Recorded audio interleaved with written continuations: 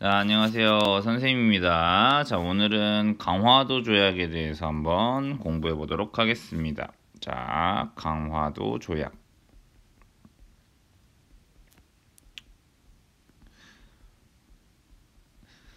자, 강화도 조약이 언제 일어났는지 정도는 알아두실 필요가 있을 것 같아요. 왜냐하면 우리나라 최초의 근대적인 조약이기 때문이죠. 1876년.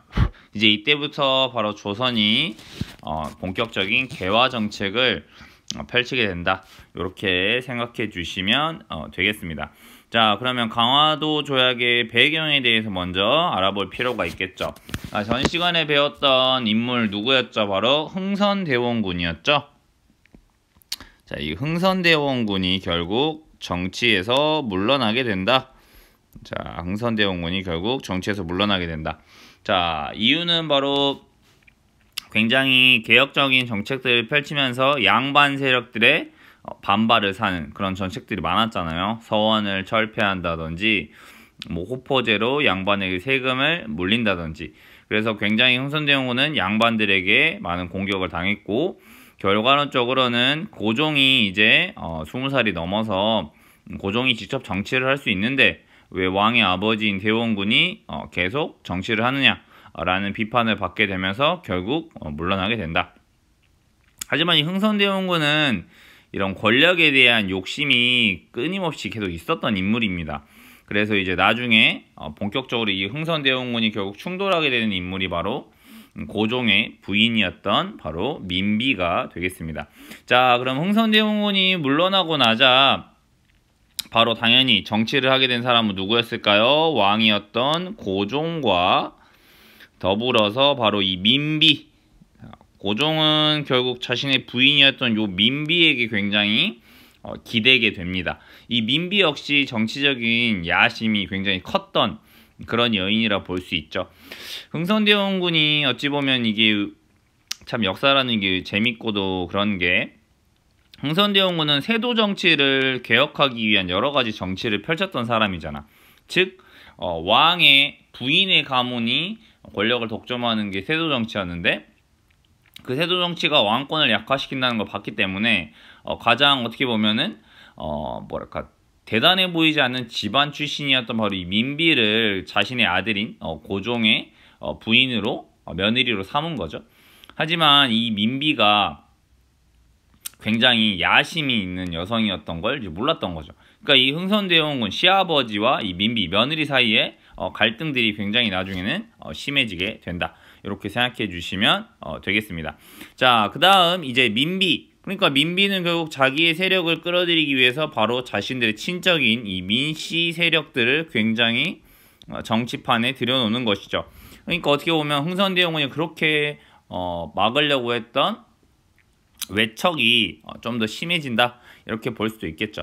그 다음 흥선대원군은 굉장히 보수적인 정책들을 펼쳤었잖아요.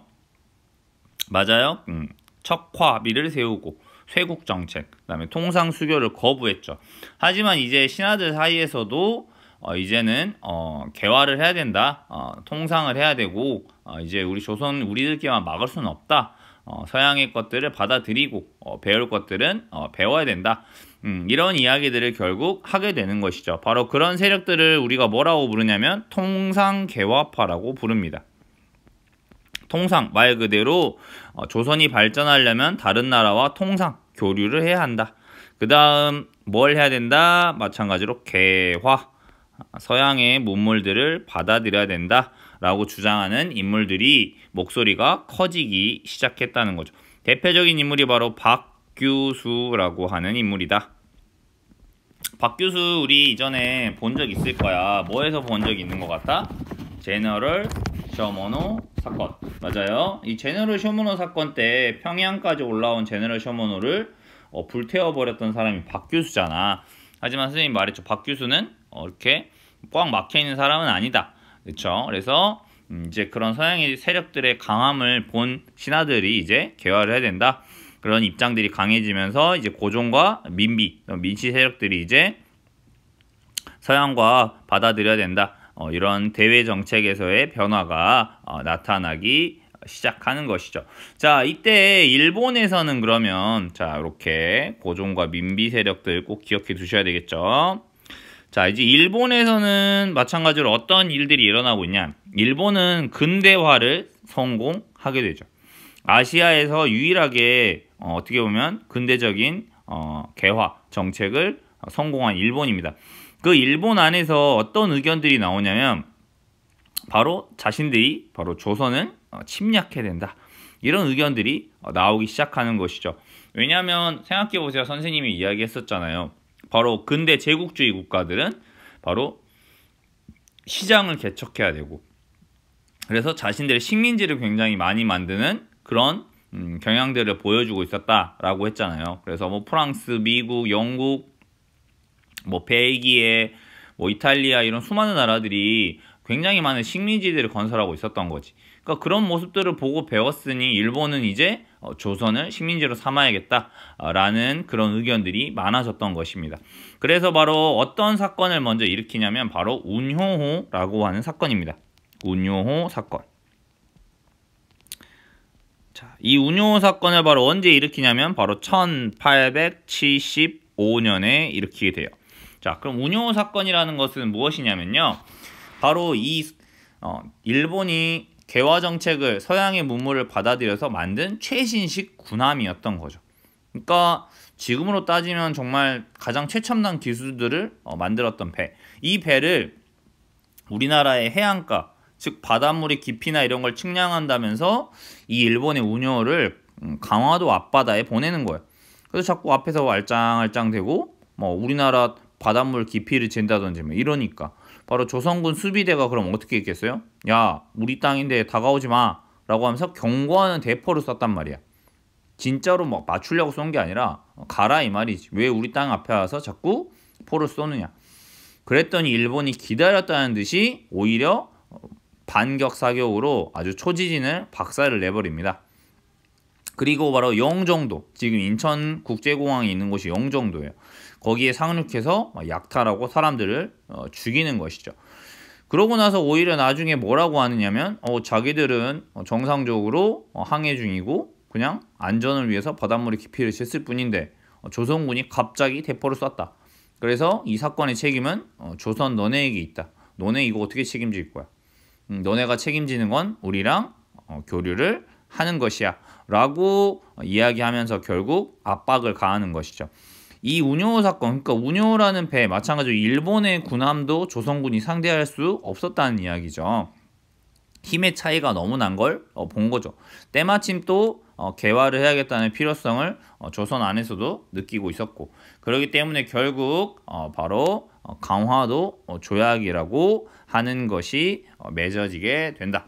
알겠죠? 이 운효 사건에 썼던 방법을 일본이 스스로 배운 게 아니라 누구한테 배웠냐면 바로 미국한테 배웠던 방법이었어. 자기들도 결국 이 운효 사건과 똑같은 방법으로 미국에게 개항을 당하거든요. 그러니까 이걸 배워가지고 조선한테 똑같이 써먹었다는 얘기지. 어쨌든 이런 것들을 보면 되고요. 자, 중요합니다. 강화도 조약입니다. 반드시 아셔야 돼요. 자, 이제 강화도 조약. 강화도 조약에 대해서 반드시 알아두셔야 돼요. 아까 연도 다시 한번 했지. 1876년이다. 이렇게 해서 강화도 조약 굉장히 중요합니다. 어떤 내용들이 들어있는지 한번 보도록 하겠습니다. 첫 번째로 들어있는 것은 바로 조선이 자주적인 국가다라는 거죠. 조선은 자주적인 국가다. 너무나 당연한 말인 것 같지만 그치, 이거를 조항에 굳이 집어넣었던 이유가 있는 거지. 이건 일본인들의 이런 의도를 우리가 잘 알아야 된다는 거지. 조선이 자주국가이면 당연한 거지만 이걸 왜 넣어두냐. 일본 입장에서 조선 땅의 영향력이 더 강한 나라는 누구야? 청나라란 말이야. 그러니까 청나라의 간섭을 빼기 위해서는 이거는 조선 스스로가 맺은 조약이다. 이런 것들을 굉장히 강조할 필요가 있었다라는 것이죠. 그래서 바로 조선은 청나라의 속국, 종주국이 아니다 라는 것을 강조하기 위해서 조선은 자주적인 국가다. 이런 조항을 집어넣게 한 것이지. 그러니까 이런 일본의 의도에 대해서 굉장히 잘 볼 필요가 있다. 그러니까 조선은 반대로 이런 조약을 맺어본 적도 없고 이런 거에 대한 전문가라든지 국제가 어떻게 돌아가는지에 대해서 조금 열심히 이해가 안 돼 있었기 때문에 이런 말도 안 되는 조약, 약간 불평등한 조약들을 맺을 수밖에 없었을 것이다. 이런 생각이 드는 것입니다. 자, 그 다음에 강화도 조약을 했으니까 당연히 통상을 해야 되겠죠. 그래서 바로 항구를 세 곳을 개항하게 됩니다. 뭐냐면 일본하고 제일 가까운 항구인 뭐겠어요? 부산. 그 다음에 서울로 오는 길목인 인천. 그 다음에 지금은 북한 지역이 있지만 이 원산. 이렇게 세 곳의 항구를 결국 개항하게 되죠. 알겠죠? 그러니까 이 세 곳의 항구에는 이제 일본인들이 들어와서 우리나라 사람들과 통상, 즉 무역을 하거나 이런 물건들을 사고 팔 수 있는 이런 것들을 이제 허가해 주는 것이라고 볼 수 있겠어요. 무슨 말인지 알겠죠? 자, 근데 강화도 조약은 결국 불평등한 조약이라고 했죠. 그래서 요거 중요합니다. 핵심적인 불평등함이 왜 들어있느냐라는 거죠. 결국 이 조약은 불평등한 조약이다. 이것에 대해서 반드시 이해해야 돼요. 첫 번째는 바로 무엇이냐면 바로 이 해안 측량권입니다. 해안 측량권. 해안 측량권은 말 그대로 우리나라 해안선이나 아니면 바다의 깊이 뭐 이런 것들을 잴 수 있는 것이죠. 네, 이런 거를 일본인들이 마음껏 잴 수 있도록 허가를 해줘 버린 거예요. 일본인들이 그럼 뭐라고 이야기했어요? 야, 부산이나 인천, 원산 같은 곳에 배가 들어오는데 조선의 바다의 깊이라든지 이런 거 전혀 조사가 돼 있지 않지 않냐? 우리가 조사해서 너네한테 안전하게 배가 들어올 수 있게 이런 거 알려줄게. 이런 거 아는 거 근대적으로 중요한 거야. 맞아. 물론 중요하지. 지금도 바닷물의 깊이라든지 어디에 암초가 있는지 이런 것들을 굉장히 아는 게 중요하니까. 하지만 이 해안 측량권을 조선이 그럼 조사를 해서 일본한테 알려주던지 필요한 정보만 줘야 되지. 근데 이걸 일본이 전부 다 할 수 있게 했다. 나중에 결국 이 해안 측량권은 뭘 하는데 사용할 수 있을까요? 군사가 침략을 하는데 사용할 수 있을 거 아닙니까? 맞아요? 그러니까 이런 것들을 허가해 준 것이 잘못된 것이고 이건 불평등 조약이라는 거죠. 그 다음 두 번째는 결국 영사재판권이라고 하는 것이다. 이 영사재판권은 다른 말로 하면 바로 뭐냐면 치외법권이다. 즉 일본인이 조선 땅에서 예를 들면 누구를 때렸어요. 그러면 일본인이 조선 땅에서 죄를 지었으니까 어느 나라 법에 따라 처벌을 받아야 돼? 조선 법에 따라서 그 일본인은 처벌받아야 되는 거잖아. 이건 마찬가지죠. 우리나라 사람이 일본에 가서 일본인을 때렸어. 그러면 일본 법에 따라서 판결을 받고 죄를 받는 것이 맞는 거죠. 근데 바로 이 영사재판권, 즉 치외법권을 허용해 주었다라는 것입니다. 무슨 말인지 알겠죠? 그러니까 이런 것들이 결국 문제가 된다. 이렇게 볼 수 있겠죠. 그래서 결국 일본인들이 조선에 들어와서 조선인한테 피해를 줘도 결국 조선의 법으로 다스릴 수 없으니까 일본인들한테만 결국 유리한 이런 조항들이었다라고 볼 수가 있겠죠. 맞아요. 네, 좋습니다. 자, 그래서 이런 것들에 대해서 반드시 알아두실 필요가 있어요. 무슨 말인지 알겠죠? 자, 그래서 결국 강화도 조약은 불평등한 조약이었다라는 거 반드시 이해해 주시면 될 것 같아요. 자, 하지만 또 의미가 아예 없는 건 아닙니다. 바로 우리나라의 최초의 무슨 조약이다? 아이고, 최초의 근대적인 조약이다. 이런 의미가 있기는 하죠. 맞아요. 근대적인 조약이다. 이런 것들에 대해서는 의미가 있다고 할 수 있겠죠. 네.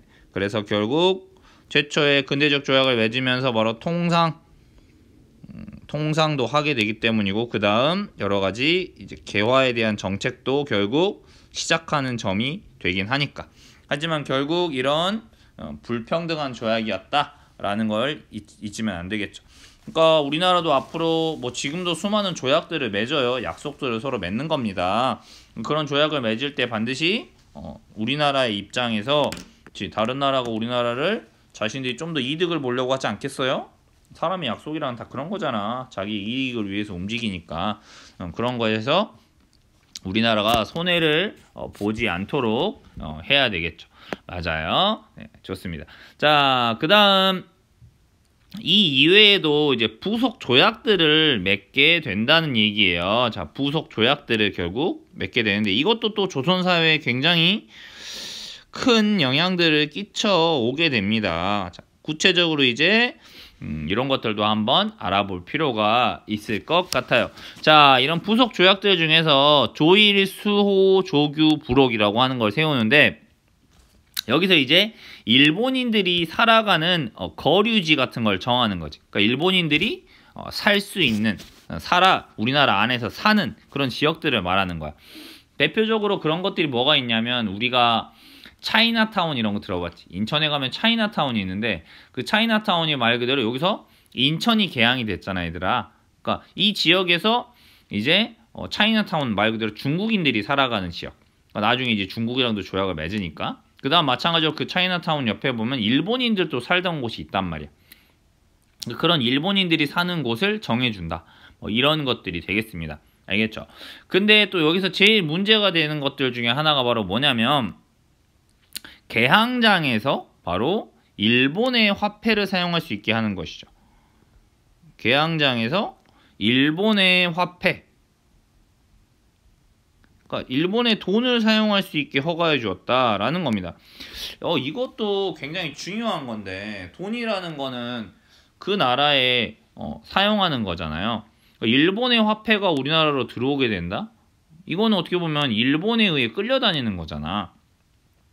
무슨 말인지 이해됐어요? 뭐 예를 들면 우리 반에 쓰는 쌀가마니와 다른 반에 쓰는 뭐 오일이 있다. 뭐 그런 화폐가 있는데 다 우리 반의 마트에서 다른 반에 있는 오일을 사용해서 물건을 구입하게 한다. 이게 당연히 문제가 생길 거 아니에요. 그쵸? 다른 반 친구들이 우리 반 간식을 더 많이 사가버리는 문제가 생길 수 있어요. 왜냐하면 우리 반 친구들은 쌀가마니가 10개밖에 없는데 예를 들면 다른 반은 오일이라고 하는 돈이 막 100개씩 있는 거야. 그러면 예를 들면 초코파이 하나를 뭐 5쌀가마니에 팔면 우리 반 친구들은 2개밖에 못 사지만 다른 반 친구들 막 20개씩 사버릴 수가 있는 거잖아. 그러니까 화폐를 함부로 사용하게 하는 게 얼마나 위험한 건지 이런 생각을 할 수가 있어야 되겠죠. 맞아요? 근데 이런 것들을 잘 모르고 있었다는 얘기예요. 그 다음에는 또 뭐냐면요. 바로 관세라고 하는 게 없었다는 뜻입니다. 관세가 없었어요. 관세가. 네. 그러니까 결국 우리나라에 있는 산업들, 간의 수공업을 하던 것들은 완전히 다 망해버리는 거죠. 예를 들어 볼게요. 뭐 우리가 신는 신발을 만든다고 쳐보면 서양인 근대적인 공장이나 이런 걸 받아들였던 일본인들은 공장에서 신발을 하루에 막 2,000켤레씩 막 만들어내는 거지. 근데 조선인들은 알다시피 집신을 신으면 신발을 하나하나 손으로 다 만들어야 된다. 이게 바로 간의 수공업이야. 집에서 손으로 만들던 거지. 근데 손으로 만들면 하루에 뭐 10컬레 만들겠어요. 많이 만들어봤자. 근데 일본은 공장에서 막 1,000개, 2,000개씩 막 만들어낸단 말이야. 그걸 조선의 항구에 가져와서 막 팔기 시작해. 당연히 이러면 상대가 안 되죠. 그래서 이 관세라고 하는 건 다른 나라의 물건을 우리나라에 들여올 때 세금을 내게 하는 것이에요. 즉 일본에서 만든 신발을 우리나라에 팔 때는 우리나라 세금을 내게 해야 될 거 아닙니까? 근데 이런 세금들이 없었다라는 거죠. 그러니까 결국 우리나라 안에 있는 산업들은 완전히 다 망하게 되는 이런 문제가 생기는 거죠. 알겠나요? 그 다음에 얘네가 그러면 배를 가져오고 항구를 사용하면 이 항구를 사용하는 거에 대한 세금을 내야 되는데 뭐 이런 거에 대한 세금도 없어요. 배가 우리나라에 들어와 가지고 배를 대고 물건을 내리면 항구를 사용하는 거에 대한 세금이 있어야죠. 그래야지 그 항구도 보수하고.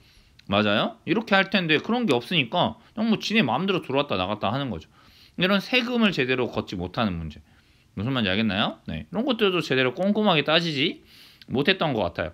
그리고 이제 무엇보다 가장 심했던 건 뭐냐면 이 곡물을 유출하는 거에 대한 방지 장치가 없었어요. 이게 가장 조선 사회에서 이제 핵심이 되었던 겁니다. 곡물을 유출을 방지하는 장치가 전혀 없었다. 그러니까 결국 무슨 문제가 벌어지냐면 일본인들은 생각해 보세요. 뭐 조선에 와서 뭐 엽전을 가져가면 뭐 할 거예요. 그죠? 아까 신발을 예를 들었으니까. 그럼 조선에서 신발을 1000켤레를 팔았다 예를 들면.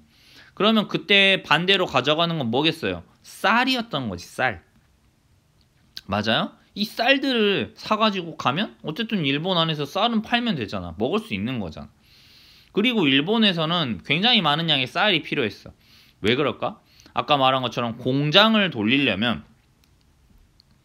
일본에서는 이 공장을 돌리려면요. 당연히 공장에서는 누가 일을 해? 노동자들이 일을 하죠. 그러면 자신들이 신발을 더 많이 만들어내기 위해서는 이 노동자들한테 돈을 많이 주면 안 되잖아. 싼 값에 저임금을 줘야 될 거 아니야. 임금을 조금 준다는 뜻이야. 돈을 조금 주고 일을 시켜 먹어야 돼. 근데 그렇게 하려고 하니까 저임금을 주려고 하면 생각해봐. 노동자들도 먹고 살아야 될 거 아니야.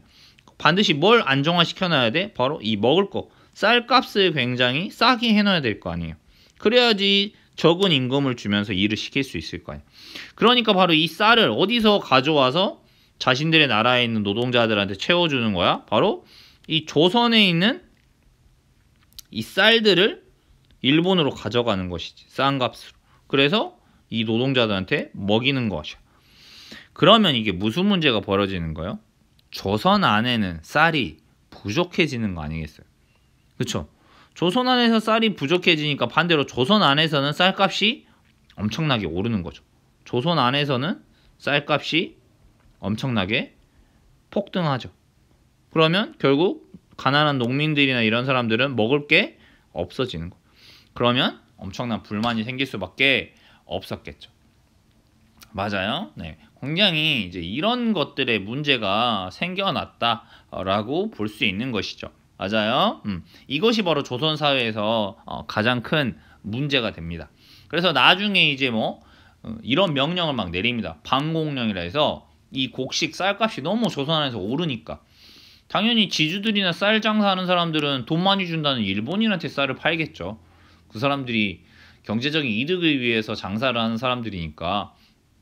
그 쌀값이 너무 많이 올라서 사람들이 너무 먹고 살기 힘들어지는 거야. 굶어 죽을 수도 있는 거. 그래서 이 곡식을 일본인한테 못 팔게 다른 나라에 넘기는 것을 금지하는 것들을 막 내립니다. 그러니까 일본이 막 쳐들어오는 거야. 아니 지금 강화도 조약에 의해서 조일 무역 규칙에 의해서 곡물은 우리가 아무 만큼이나 우리가 돈을 주면서 사는 건데 왜 니네가 이거 못 사게 막느냐 라고 이건 약속을 어긴 것이다 라고 하면서 오히려 일본이 계속 항의하고 따지고 막 이런 일들이 벌어지는 거죠. 그러니까 결국 이런 조약을 맺을 때 이 조약들로 인해서 어떤 일이 벌어질지에 대해서 충분히 예상을 해보고 우리나라의 이익을 위해서 조약을 맺어야 되는 게 굉장히 중요한 것이 되겠죠. 맞아요. 그래서 나중에 바로 이제 이런 상황들을 비판하는 인물들이 생겨나게 됐죠. 이 곡물의 유출을 방지 이런 것들을 보면서 굉장히 이제 비판을 하는 사람들이 생겨납니다. 대표적인 인물이 바로 우리 흥선대원군을 탄핵시켰던 최익현이라고 하는 양반이 바로 이렇게 곡물 유출을 시키는 것에 대해서 굉장히 비판을 하면서 지금이라도 개항을 멈춰야 된다. 또 이렇게 이제 비판하는 세력들이 또다시 나타나기 시작하는 겁니다. 그래서 조선은 개항을 하고 나서도 또 이런 문제점들로 인해서 개항을 해야 되느냐 말아야 되느냐 또 그 다음에 결국 개항으로 인해서 백성들의 삶이 더 나아졌으면 모르겠지만 쌀값이 오르게 되는 이런 문제가 생기면서 수많은 농민이나 백성들 사이에서도 이 개항에 대한 불만이 생겨날 수밖에 없었다라는 것이죠. 무슨 말인지 알겠죠? 자, 좋아요. 자, 다시 한번 강화도 조약 분명히 알아두셔야 돼요. 일본이 운요 사건을 일으키고 군사력을 통해 조선을 개항시키고자 했다. 조선은 일본의 무력 시위에 못 이겨서 결국 조일 수호조규, 즉 강화도 조약을 체결했다. 강화도 조약은 우리나라가 맺은 최초의 근대적 조약이었지만 바로 불평등한 조약이었다. 라는 거 알아두시면 되겠습니다. 알겠죠? 강화도 조약은 시험에 꼭 한 문제쯤은 나오는 거예요. 뭐 외울 거 몇 가지 없어요. 그러니까 그런 것들 잘 공부해 두시면 되겠습니다. 자, 이 다음 계속해서 조선 정부가 어떻게 개화 정책을 추진했는지